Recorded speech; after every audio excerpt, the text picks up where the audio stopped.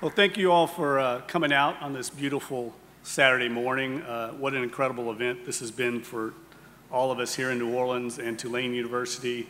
I know it's a little early by New Orleans standards, so we appreciate you coming out. Before I introduce my distinguished panelist here to my right, I'd like to say that this session today really excites me because it's very much a transformational time in college athletics. I've been a sports journalist now for, good Lord, 34 years, getting up there.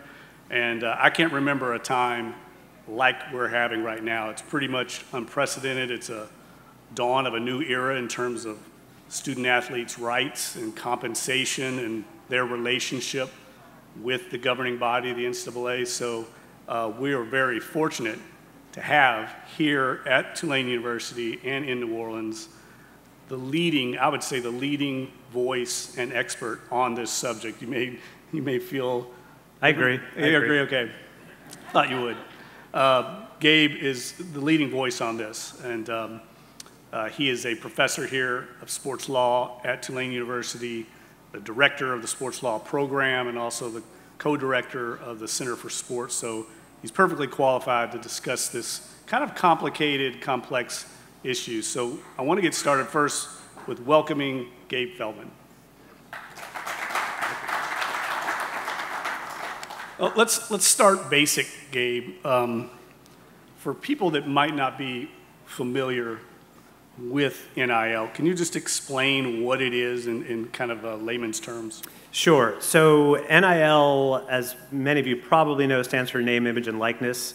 And outside of college sports, in the legal world, it's known as the right of publicity, which basically means that people have a right to monetize and control their image, whether it's their face, their autograph, their voice, whatever it might be. And every person in this country, because of state law, has a right to sell their image or to prevent somebody from using their image without their consent. And that's why you have endorsement deals with celebrities, with pro athletes, with students on campus. The only group in this country that was categorically denied the right to monetize their name, image, and likeness was college athletes. Because the NCAA for a very long time had rules in place that said college athletes are not allowed to be compensated based on their athletic ability, which meant two things. One, they can't be paid to play the game, and two, they can't be paid for the value they've created by playing in their name, image, and likeness. And it was up until 2 years ago, basically, that rule was in place, and so that non-athlete students on campus could be on TikTok, could be influencers, could be making thousands, millions of dollars, but their athlete classmate next door was not permitted to because of NCAA rules that would have rendered them ineligible and would have potentially put their entire team at risk. So what was the impetus for this change? A couple of things. One was state legislators started taking notice of this more and more, and in particular California a few years ago passed legislation that made it illegal for schools to prevent college athletes from making money off of their name, image, and likeness. It didn't require schools to do it. It just said schools like the NCAA or the Pac-12 can no longer agree to prohibit it.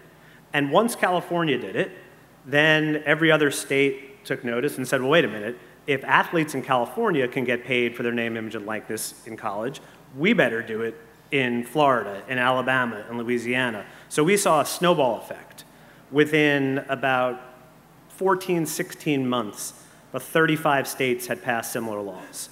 It took, for those of you who remember, I think about 12 years for 49 states to pass seatbelt laws. NIL, it took about a year and a half because every state said, this is about us being able to compete in college sports. We don't want to lose recruits. So the states played a big part of it. There was also a shift, I think, in the sentiment of the public that the rules that maybe made sense 50, 60 years ago were too restrictive today.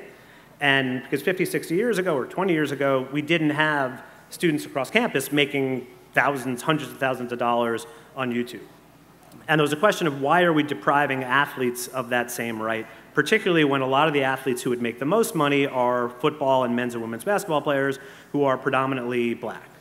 And so why are we depriving these black students of their right to make money. And so there was pressure from the states, there was pressure, Congress started looking at it, the public media started an outcry, and they just said, look, even if you don't want to pay the athletes to play, isn't this a better way to provide the athletes with greater rights while still maintaining what people love about college sports? And so the NCAA, as the NCAA often does, they said, you know what, this is a great idea, this is our idea. We're not doing it because all the states are doing it. We're not doing it because Congress is pressuring us. We're not doing it because of the lawsuits that have been filed. We are doing it because we think it's the right thing to do at the right time. And we think athletes deserve more health and safety benefits, more compensation.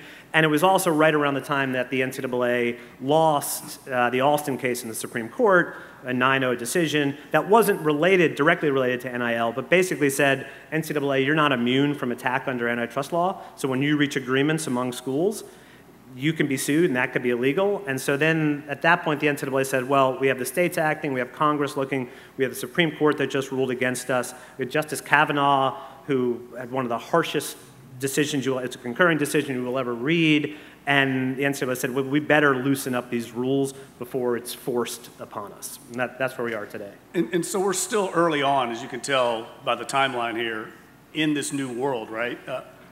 Where is it at now? I've read so much, people say, oh, it's the Wild West, right? You've seen that analogy. Where is it at because of the different states? And I know they're trying to get federal oversight. Where's this going, I guess? Yeah, I mean, that's what everybody wants to know. That's the billion-dollar question. I'll say the Wild West, from what I know of the Wild West, a lot of people died in the Wild West. And so I think the analogy people thought that this might kill college sports if college athletes could make money off of their name, image, and likeness. But what we've seen is two tracks. One is what we'd call the more traditional NIL deals, where if you look at what a pro athlete would do, they would sign an endorsement deal. They would get paid for their autograph. They would get paid to make an appearance. And they'd get $5,000, $10,000, $500, whatever, be real money, particularly for college athletes. But then there was the other track, I think that has people worried, which is what people are calling synthetic or artificial NIL, where first individual boosters were just saying, that high school athlete, I really want them to come to, we'll just make up a school, University of Miami, and I'm going to offer them $2 million in NIL, but it's really, we just want them to come to Miami. And they're maybe going to make a social media post or two, but they're clearly being paid to come to Miami, not because of the value of their NIL. And the next step was we started seeing boosters come together to form what are called collectives. And now these collectives are pooling money, and in many cases offering millions and millions of dollars to athletes to attract them either to come to the school out of high school or to transfer. And so we've seen reports that Texas A&M's collective has raised something like $30 million to distribute to football players. Our school down the road, LSU, the whispers are $15, $20 million. Coaches are actively out there saying we need $9, $12 million to be able to compete in this sport. And that's all under the umbrella or the name of NIL, but if you really look at it, it's no different than what they were doing 5 years ago, except it was under the table, and it was illegal, or it was against NCAA rules, and it could get your team suspended, and also could lead to people going to jail, because there actually are people from Adidas and from schools, some assistant coaches, who tried to funnel money to athletes to get them to go to a particular school, and they were indicted, and they are now serving jail time for something that is now happening, but it's now called a collective. Yeah, and so I think it's interesting because we've seen a lot of coaches coming out now, having experienced this a little bit now, and starting to see some of the pros and cons of it. And there's really divergent opinions on the subject. And I'm just going to read a couple of things that have recently been in the news with, say, like Lane Kiffin, the coach at Ole Miss. And a lot of this has to do with football because that's obviously the breadwinner for most of these athletic departments. Lane Kiffin's view is that the collectives basically have made what was illegal, cheating, legal. And then Nick Saban, just recently in a Sports Illustrated Q&A with Ross Dellinger, who used to be a colleague of mine, Saban says, and I just want to read it straight from what he said, guys are not going to school where they can create the most value for their future. They're going to school where they can make the most money. The question for him is, are you creating a pay-for-play type of environment that can be used in recruiting? So that's what you're referencing. So I'm curious, who's enforcing this? Is it beyond the control of the NCAA? Are the schools enforcing? Is it a little bit of both, or is no one enforcing? No one. No one is enforcing it. And it's interesting, a lot of coaches, and I get there's some people who are fundamentally opposed to paying college athletes to play their sport. And they believe that that will destroy what's special about college sports. It will just make it the minor leagues, and we don't get millions of people watching minor league games on television. I get all of that. So we can debate that, but I want to shift just to the NIL debate and the arguments that coaches are making that college athletes or high school athletes are choosing schools now, as Coach Saban said, based on the value they can get, the money they can get, but not creating the value. Most of us think of creating value as also often money that we can get. And there's this idea that you can get the money now and that's somehow going to hurt your ability to then also get money later. And for some athletes, as we know, many athletes, most athletes in college sports, this is a point that the NCAA touts, for most of them, they are not going to turn pro. They're not going to become professional athletes, so their name, image, and likeness only has value, or has its most value while they're in college, which was the one time they were not allowed to actually profit off of it. The other is the idea that college athletes were choosing their schools based on what was best for their future, and you think about how schools have recruited college athletes in the past. They were not allowed to pay the athletes. They couldn't pay the athletes for their NIL. So typically what happens is the coach ends up getting paid $10, $12 million. Why is the coach paid that much? Because the belief that the coach can attract the best players. They build facilities that are $50, $60, $100 million that have multiple waterfalls. If you go up the road to Baton Rouge, you can see a lazy river in the shape of the LSU logo. I think Clemson has a laser tag. Yeah, right? I mean, do we really need that? And why is that being done? That's being done to attract athletes. And when they have personalized Xboxes in their locker rooms, and athletes they're doing that to attract the athlete, is that so the athlete can best position themselves for their future, or is it so that they can get the best treatment while they're in school? And so there's just been there will be a shift, and we're starting to see a shift, where if schools are indirectly competing for the athletes by paying the coaches and building facilities, isn't a better way to compete for them just pay the athlete? If you could tell the athlete, you either get a state-of-the-art locker room with your own Xbox, and you get the lazy river and the private barbershop and the mini golf course, or we'll give you $100,000.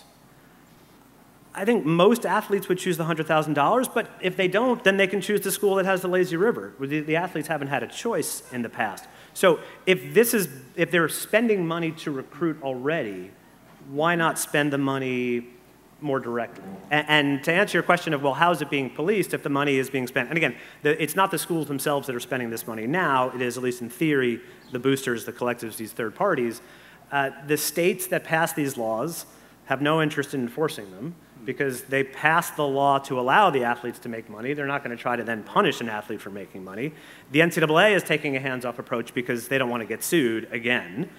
They just handed down their first, what they call NIL adjacent penalty, which is the Cavender twins, women's basketball players that transferred to Miami, are making millions in NIL money because they have millions and millions of social media followers. One of the Miami boosters invited them over to dinner before they were enrolled, and they got hit with a violation for an impermissible benefit because the booster paid for dinner for them.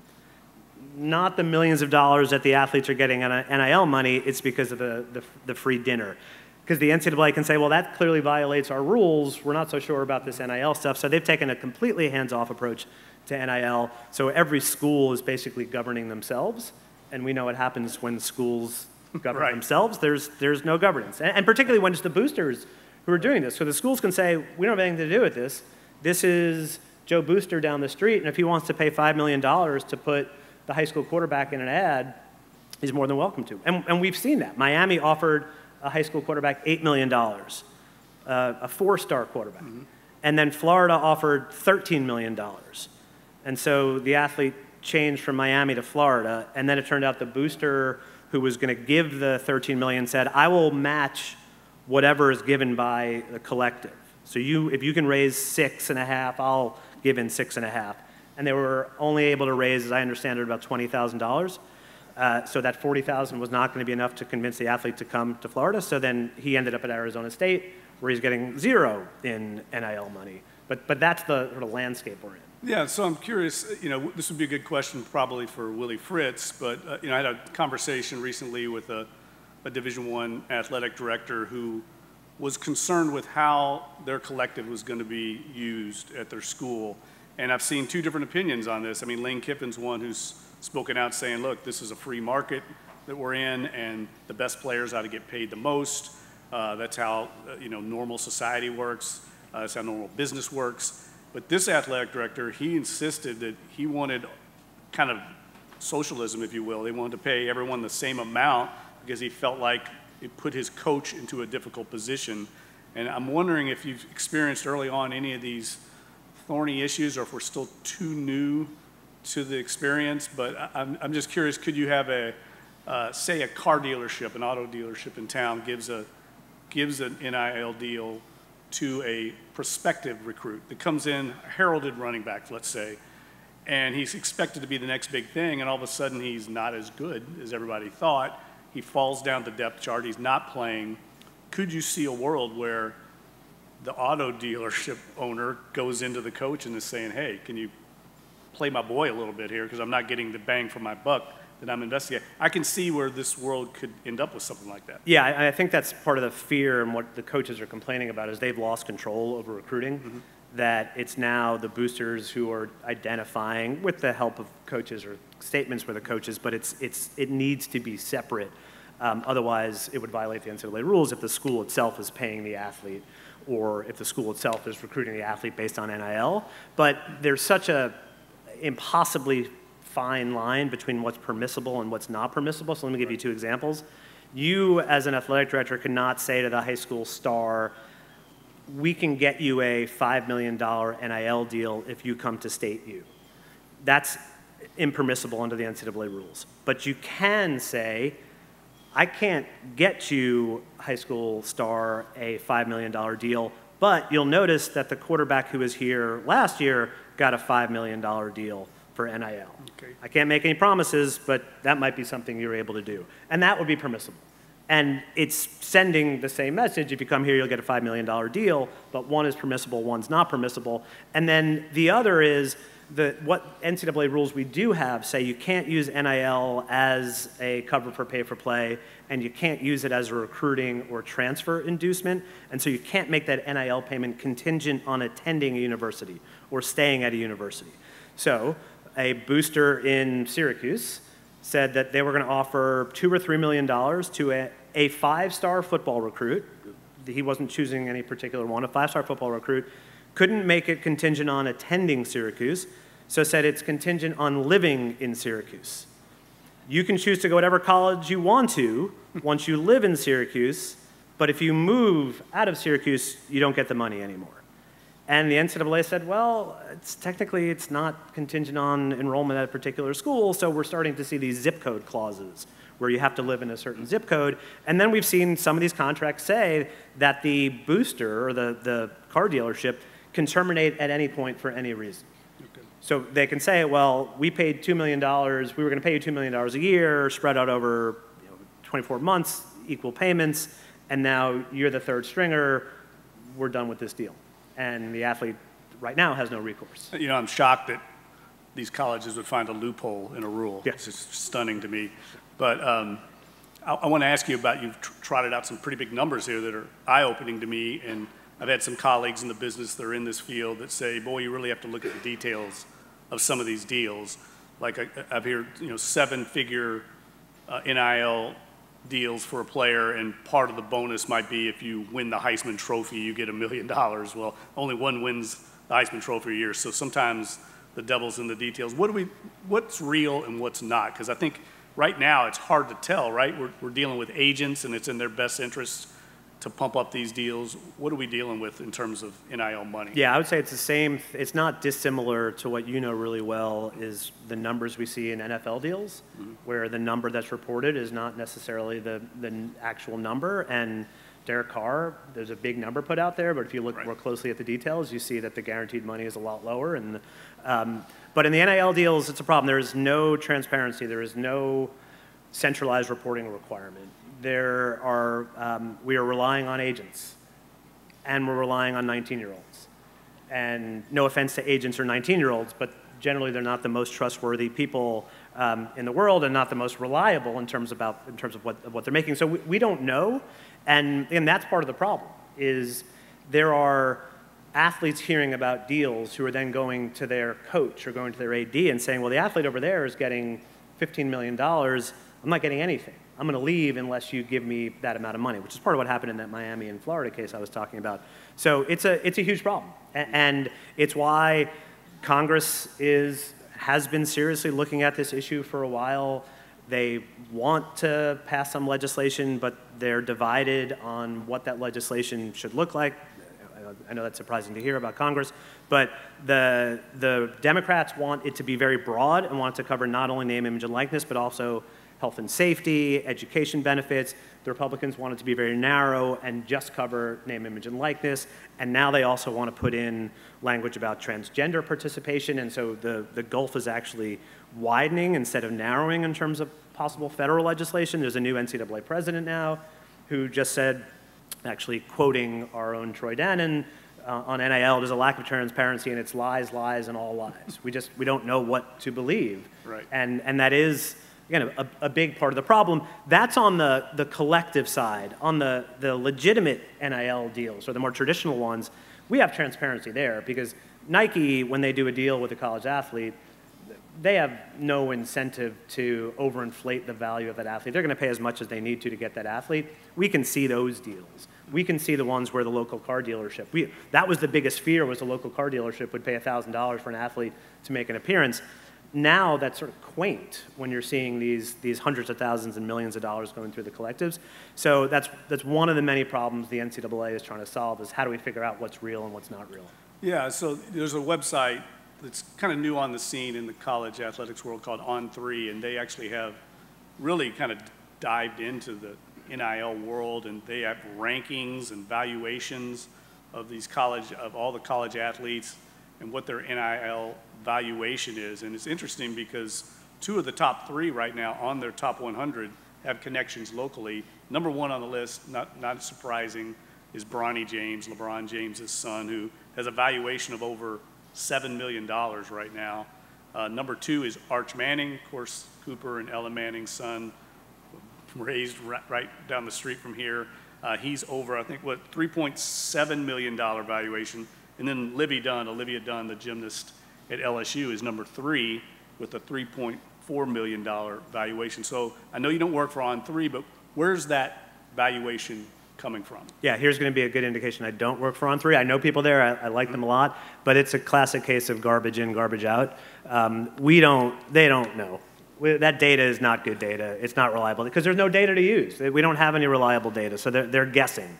And with Olivia Dunn and the more social media focused ones, it's a little easier to tell because we have benchmarks. We can look at what non-athlete endorsers are making and saying that's what somebody who has that amount of followers will make on TikTok or on YouTube. But when it's an athlete who's getting paid not so much for their social media appearances, but more based on their ability and them coming to the school, we don't know what the market is for that. And Open Doors has put out numbers too. We don't know. It's a very small segment of the population, so it's hard to know. What we do know is that these numbers are probably not sustainable because it doesn't make a lot of sense for the untested high school quarterback to get a bigger NIL deal than the NFL quarterback who's been in the league for 5 or 6 years. And Derek Carr is not making as much money in endorsement deals as a lot of college basketball players. And I'm not talking about the star college basketball player. I'm talking about the 3rd or 4th guy on the team. So that does not seem sustainable. Well, could you see a day where, traditionally right now, we all know the shoe companies, especially in college basketball, cut deals with individual schools, right? You're either a Nike school, you're an Adidas school. You're a Duke guy. I mean, Duke has one of the most powerful brands in all of college sports. And I think of this this new world we're in, this new landscape, where Duke's a Nike school, but could you see a day where they get a student athlete, someone like a Zion Williamson, who has an incredible brand before he even gets to Duke, and say Adidas coming to him and saying, we want to do a deal with you individually, even though you're going to a Nike school. Could you see that being a conflict down the road? Yeah, I mean, and just to clarify, I'm a Tulane guy first and a Duke guy. But yes, and it's one of the big issues that's come up is what happens if a star athlete like that does get a conflicting deal with a Nike who is providing not only apparel for the basketball team or the football team, but often for the entire athletic department. And these are pretty lucrative deals. And so some of the initial legislation that was drafted would have prohibited conflicting deals. That you cannot, as an athlete, do a deal that conflicts with the 9 or 10 big sponsorship buckets that a university or an athletic department has. They decided not to go with that. And so right now, we're in a world that's not dissimilar to what happens in the Olympics or in pro sports. And the question is going to be, we haven't really seen a big athlete who's at a Nike school do an Adidas deal, because usually there's some conversation about, well, if you go to this Nike school, then you'll probably get a Nike deal. But in the pros, it's how they define the uniform or the jersey. And so you'll see, depending on the sport, you have to wear the official jersey and uniform, and that'll either have the Nike logo on it or the Adidas logo. But then they're often wearing their own shoes because they can do their own shoe deal. And so there's a little more freedom there, and that gets baked into the deal that the team does with their apparel company. And obviously the value is a lot lower if you're a Nike school and yet your star player is wearing Adidas shoes. So they're going to try to hold on to exclusivity. So what we've seen schools do and have in their rules is say, you can do whatever deal you want, but you can't wear that apparel company or whatever's gear during official team activities. So you can't, if we're an Adidas school, you can't wear Nike shoes. You can't wear the Nike hat during the game. You can't wear it during practices. You can't wear it during the press conference. And that's a way to sort of try to balance it for now. But the Olympic world has dealt with this. You might remember in the Dream Team when the Michael Jordan and Charles Barkley all draped a towel over their shoulder because it had a logo of a conflicting sponsor. And so that was their way of sort of silently protesting. But all of the... And protecting their deal with their individual deals. But this is a common issue that comes up, is where you have a team or league, and whether it's a national team or a pro team sponsor, and then the individuals want to do their own deals. So there is a way, this is solvable. It's all the stuff that college sports is going through right now has been solved before, whether it's at the Olympic level or at the pro level. College sports is different, I'll grant you that, but there are answers to these questions. And so one of Nick Saban's concerns that he voiced in this Q&A recently was that we're eventually going to pay the players, they're going to be employees. Why can't we do that now? What's the challenge with just making student athletes employees at the university? I mean, we could. It's just that nobody in power in college sports wants to do that, or very few people in college sports want to do that. And the argument has been, again, as I mentioned earlier, the idea that if we pay college athletes, it will destroy college sports. And that if we turn them into employees, then they just look like a professional team. And people aren't going to want to pay to see that. People want to see them because it's a different brand of football, because it's based more on the purity of the game and these notions of amateurism. I think people have shifted a little bit away from that. But there right now is a court case going on that would turn college athletes into employees under, and I don't want to put everybody to sleep, under the Fair Labor Standards Act, which would mean they've been entitled to minimum wage and overtime. There's also an investigation going on for the national, and we're going to start the dance part of this in a few minutes. The NLR, the National Labor Relations Board, is considering whether college athletes are employees, which would allow them to unionize and collectively bargain. So we may be headed down that path, but the fear of a lot of college athletic directors and presidents is that if more money gets poured into football and basketball in particular, there's not going to be the money to spend on all of the other sports. And it's not only going to professionalize football and basketball, but it's going to lead to the cutting of lots of other men's and women's sports. So that's the fear that's stated. We could talk about why I think that fear may be overstated, but that's, I think, a lot of the complaints that the schools are making about this. And could we see a day, it feels like this is inevitable where we're going, right? But a day where we stratify even more in college athletics, where we end up with these superpowers maybe 20 or 40 schools that are separate, and then maybe different. I know we've always had divisions of college athletics, but is that where you think this is going? It certainly seems like that, unless there's some radical change, perhaps by Congress. Because, indulge me on this, if you just, everybody close your eyes for a second and imagine a world where all the best high school football players decided to go to Alabama and LSU and Georgia and Clemson and not go to Alabama State and not go to Georgia State. And now open your eyes, right? We're already in that world. So the idea of there being a stratification, we're already stratified. And the only thing that's preventing Alabama from getting even more of the players is scholarship limits and roster limits. But they are pouring way more money into their football program through their coaching salaries, through their facilities, than we are here at Tulane. And really the major difference would be where that money shifts. Would it be spent on the facilities or the coaches, or would it be spent on the athletes? But it may end up being spent on both. And yes, the new NCAA president said maybe we do need to think about big-time college sports as separate from the rest of college sports. So we may end up with the super conference. The international soccer tried this. Let's break off and just put all the best teams in one league and let everybody else play on a different league. And there was a big rebellion and saying, no, that's not what college sports is about, or what international soccer is about. And I think people would feel very similarly here. I mean, we have Tulane, who wins 2 more basketball games, and we're in the NCAA tournament, and that's what makes college basketball so fun, is that Tulane can go up there against the Power 5 schools, but if it's just the Power 5 playing against each other, or just the Power 2 playing against each other, I'm not sure that's as popular as a product, but we certainly may be headed that way, and many think right now that it is a Power 2 with the SEC and Big Ten. I hope we don't get there. I think there are other ways to solve it. I think NIL done the right way can help solve that, but it certainly looks like we're heading closer and closer to a super league and then everybody else. And so we're going to talk about the future of this in a moment, but I'm kind of curious, where does it end? I had a TV executive 2 years ago in a conversation talking to me about Arch Manning, and he said he was pitching to their executives to actually broadcast all of Newman's games. He felt like they could market that and sell that on their network, mainly because of one guy, right? So do you think this could eventually trickle down? I know we're talking college athletes here, but down to the high school level where, I mean, it's going to be probably a small population, but certain athletes could draw that? Yeah, I do, and I think I'll see your high school and raise you a 9-year-old basketball, Carrollton Sports here, which is right. My son plays in it. There are 2 9-year-old twins, the Jolly Twins, who are TikTok sensations. They have millions of followers and are able to monetize that.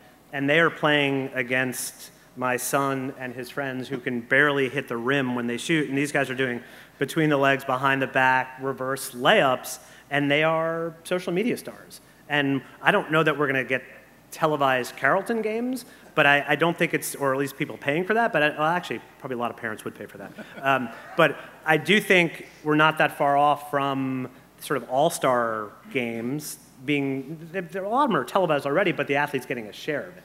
The Little League World Series, it's been televised for a long time. That gets decent ratings, just the athletes don't get paid. I talked to them a few months ago, and they said, we have parents asking, why aren't our athletes getting a share of the revenue? See that coming. Yeah. So yes, I do think we are headed. National Spelling Bee, are the kids in the Spelling Bee getting paid? It's on national TV. Hey, those are the true athletes. No doubt about it. Well, okay, I'm going to put you on the spot. I mean, where are we going with this thing? I mean, it seems to me like, and you're going to ordain it. You're the expert. I mean, it feels the leading expert. It feels to me like everyone agrees this is good for the student athletes. There's no question about that. But it feels like there needs to be some guardrails at some point, and who enforces the guardrails? Are we going to get federal oversight? Is it going to take a combination of the NCAA and Congress, or is Congress ever going to weigh in on this? It seems like it's dragging.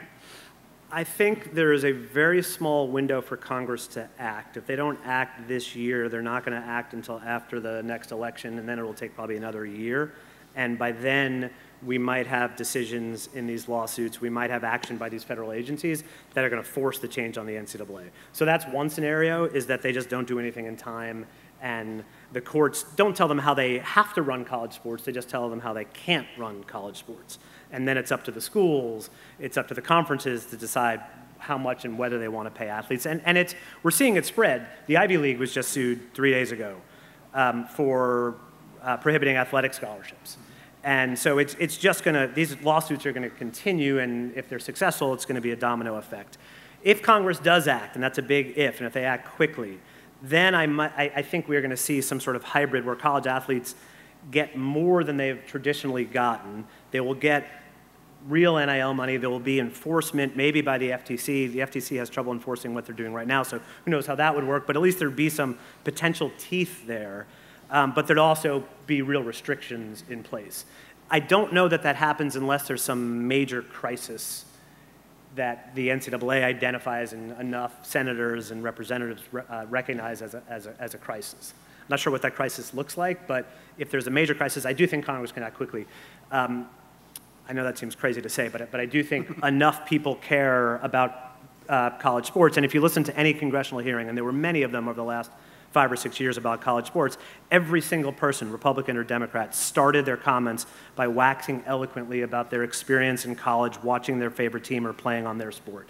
That doesn't happen in any other industry. Nobody, when they're when the Google executives are testifying, or Uber saying, "Oh, I remember that Uber ride I took a couple of weeks ago. It was so wonderful."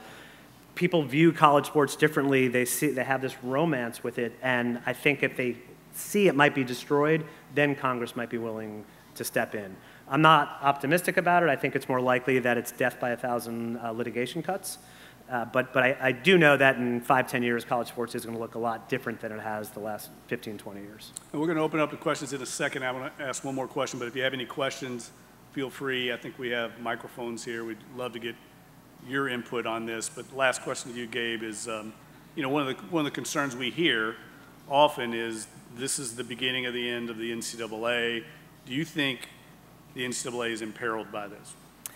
The NCAA itself might be, but there needs to be a governing body, whether it's the NCAA or it's something else. Somebody has to oversee all of college sports or segments of college sports. We know the schools can't do it themselves. There needs to be some uniformity in terms of the rules. They need to agree on particular restrictions. The NCAA itself may be in peril. It is the only governing body out there that is a lower popularity rating than Congress right now. But journalism, I think, would. Well, maybe, yeah. But people love college sports. They may hate the NCAA, but they love college sports. So they want to make sure it's protected. If it's not the NCAA, someone will come in to protect it or govern it. All right. Any questions at all? Yes. Yep. In every SEC school or Big Ten school, you're going to have Mr. Big in the locker room, maybe 2 or 3 Mr. Bigs. But what about like the third string guard, and how does this play out? And Jeff, this may be more for you because you follow the sports of sports rather than the business of sports. But how does this play out in the locker room with regard to tensions and conflicts that are inevitably going to arise?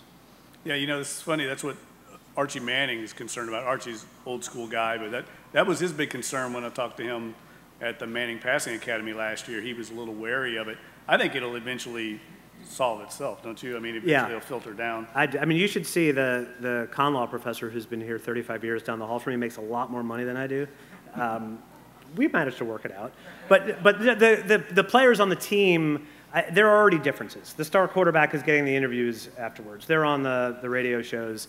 The market is going to value them more, so they're going to get paid more. There's a reason Aaron Rodgers makes a lot more than the third string guard. Now, you got pro is different than college. It may be harder for college students to deal with that. That may be a downside that coaches have to deal with some of those locker room dynamics, but I think it's outweighed by the benefits that the athletes will get. There's also a piece we haven't talked about, that the group licensing, so the video games, the EA Sports, the Madden Sports, and then the college sports, that revenue is shared equally among the pro athletes. As soon as we get that in college sports, it's only a matter of time. That will be money that, assuming they do it the same way the pro sports leagues do and the players' associations, every athlete will get the same piece of that. Unless they're on the cover, then you get more. But then the backup guard will be getting the same $8,000 or whatever it is as the star quarterback. So I think that will help that they're all getting some money, even if the quarterback is getting more for other stuff. Oh, yes, sir. Over here. So I was surprised to hear you say that the schools themselves can't pay NIL money. I gather that's an NCAA rule, but why wouldn't that fall, if it ever goes to court, why wouldn't it be violative of the same rules that the Supreme Court's already said it violates? Yeah, that's what's being challenged right now. So there's a case called House versus NCAA that's pending in the federal district court. The Alston case was about the schools restricting the education-related benefits that athletes got. So that was music equipment and also post-eligibility scholarships. But it's both an NCAA rule that says that the schools can't pay them directly, and also every one of the state laws says the schools can't pay them directly, because that, they believe, would be just direct pay for play. If it's a third party doing it, then it looks more like a legitimate arm's-length NIL transaction. That's the distinction they're trying to draw. Also, if the schools are paying, it would bring up Title IX issues. There's a lot of issues that would potentially be implicated. But that's the short answer, is both NCAA rules and state law. But it might be illegal, and we might find that out in a couple of years. Peter, I think you might have been next. Okay. You mentioned this briefly just in your comments in answer to the previous question. But if Congress or the NCAA has a regulatory umbrella over this, don't you create the dynamic where, due to Title IX, you have the same dynamic with NIL money that you have with athletic scholarships, where you have a lot of, you have a lot of money flowing into men's sports, but half of the money has to go to women athletes. It seems like the universities and the NCAA actually wouldn't want to be regulated, because then they would be put under that umbrella. Yeah, I mean, what the NCAA wants, and every industry wants this, so I'm not picking on the NCAA, is they want to be treated differently under the law. They want exemptions under the law. They want to not be subject to antitrust attack. They want to be not subject to labor and employment rules, so that way their athletes are not employees. They can put restrictions on their compensation. But then the Title IX issue, if you do put an umbrella over it and have the schools paying the NIL money, then yes, it would certainly directly implicate Title IX. And so there's two ways to handle that. One is that you have to pay in an equal amount or equitable amount to female athletes as you do to male athletes, so you budget that in. If you want to pay $10 million to the, or if you have $10 million to spend, you can only spend 5 on the male athletes because you have to spend 5 on the female athletes, and that would be a great thing for women's sports. Or Congress right now is also poking around to Title IX, and they may amend Title IX to say we want to exempt NIL payments from it. Who knows? But that's part of the issue, is they're trying to wrap all of these issues into one bill, and that's very complicated to do. But absolutely, it may raise significant Title IX issues. It may already, if a school is saying, give to this collective, which they can say, and that collective is giving 100% of its money to male athletes. That may be a Title IX violation, and it's only a matter of time, I think, before a school gets sued, because there are plaintiffs' attorneys bringing Title IX cases all across the country. Okay, we only got a couple minutes left. Let's go over here. Yes, sir. This is a question about people being in love with college sports, and maybe we're just in love with the college, and if they have a football team, what do we care how they got the team if it's all done the same way? And we have, I'm a retired professor. I did actually teach at the public health school here. But, and you were making more money, and I was upset, but we were able to get along. As much as I could negotiate, yeah. But I think... one more piece. I mean, I think that... we're just, I've had athletes in my classes, and there is someone in the sports department from NCAA or something, and they keep track of all of this. Am I right? Yeah. Yeah. And so I have gotten calls, hello, Dr. White, so-and-so is in your class. He's not doing well. What can you do to help him? And I'm not going to repeat my answer. Yeah, I mean, there's certainly issues about whether athletes are getting a meaningful educational opportunity, whether they're treated differently than non-athletes on campus. The first point you made is exactly what the plaintiffs' attorneys are arguing, is that the popularity of college sports comes from the fact that they're associated with the university, not that they're not paid, and that it would continue to be popular if they continue to be associated with the university. That's an empirical question. We're going to maybe get an answer to that as these other lawsuits go forward, but it's a point many are making. Comment at all on the relationship between the transfer portal and NIL? I do. Too long? The buzzer, okay. Internal buzzer sounded. We okay to go? A little over? Yeah, let's go over. Yeah, I mean, I think it's those, the perfect storm is with the loosening of the transfer restrictions at the same time NIL pops up, and so now we are seeing a flood of people in the transfer portal. The numbers are not great for the athletes that go in the transfer portal, though. Many come in and never come out. They don't come out in a better spot. But it's, again, that lure of the NIL dollar that may not be real, because we don't know what the real amount is. So I think the combination of those two and the NCAA taking a hands-off approach has hurt a lot of athletes who think they're going to get a better deal by going in the portal, and they end up not. It's like the old days when a player would declare for the draft, and then because they thought the agent was telling them they're going to get drafted in the first round, they don't get drafted, and then their career is over and they can't come back to college. Yes, sir. Yeah, the premise is this will be better for the players. And I question whether that's the case. Certainly for the revenue-generating sports, it's going to be better for the players. But my question is, for example, as a tennis fan, the impact it might have on those other sports. All this money now, instead of going to the athletic departments for sports such as tennis or lacrosse or wrestling, that money is now going to be able to compete in those revenue-generating sports. And I wonder what that impact might be in regard to losing those sports. Yeah, I mean, I think there's two answers that are often given to that question. One is, at least with the new NIL money, we're not seeing a displacement of money that was going to the athletic department now being funneled to athletes. We're seeing some of that, but mostly we're seeing new money. We're seeing money that was not given before at all is now given to the athletes. So it's not that it's taking away, it's adding. But there is certainly some risk that it could shift, that some donor would say, rather than building the stadium, I'd rather recruit the top athlete.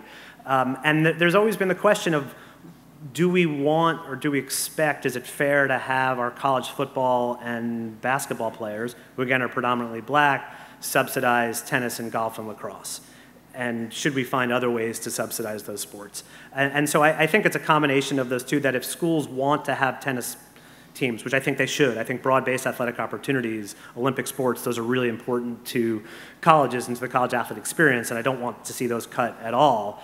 Schools are going to have to figure out ways to pay for them. And maybe some of that is that the football coach can't get $12 million anymore, or the football facility can't be $100 million anymore, because the tennis team needs $1 million to pay for equipment and everything. But it's a real issue, and I don't mean to minimize it, and it would be a shame, and I think that's why so many people are interested in this, is not just about football and basketball, but all the sports we have on campus.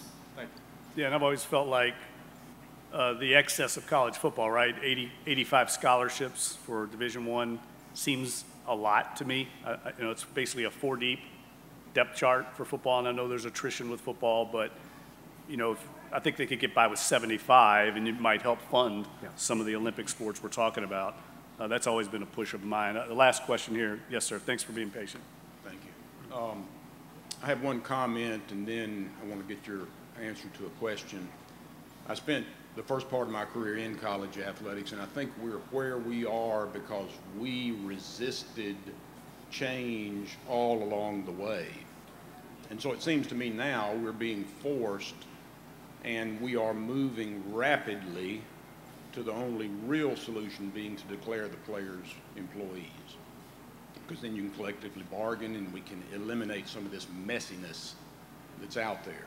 If we do that, will that solve the Title IX issue by declaring them employees? So there's a question whether Title IX would still apply if they are employees. It's not clear because Title IX was not drafted with this in mind. Even if Title IX doesn't apply, then Title VII would apply, so then you can't discriminate in employment on the basis of sex. So there would still be Equal Pay Act type claims that would be out there. And maybe Title IX would also apply because Title IX still applies when when a student is a student worker. That doesn't mean they're still not protected as from Title IX when they're a student and getting their education. But that's a very complicated and open question. But I think you're absolutely right on your first point, is the NCAA held on so tightly.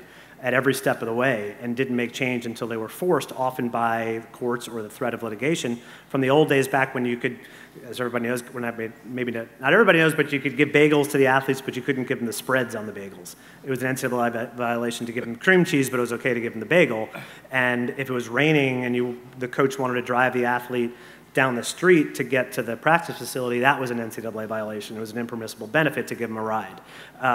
And they were forced to change those rules and finally change it. And it's, in their defense, a very slow-moving body by design. There are lots of different interests, even within particular conferences. So Vanderbilt may not see the world the same way as Alabama sees it. And so to get the presidents to agree on things, it's hard. And it does take a long time, but they've had a lot of time. This was not a surprise, and so I think there is a little less sympathy for the emergency when you saw this coming 10 years down the road. All right, I think that's it for today. We could probably go on for another 2 hours on this subject. We really appreciate everyone's attendance and their interest, and thank you again to Gabe Feldman.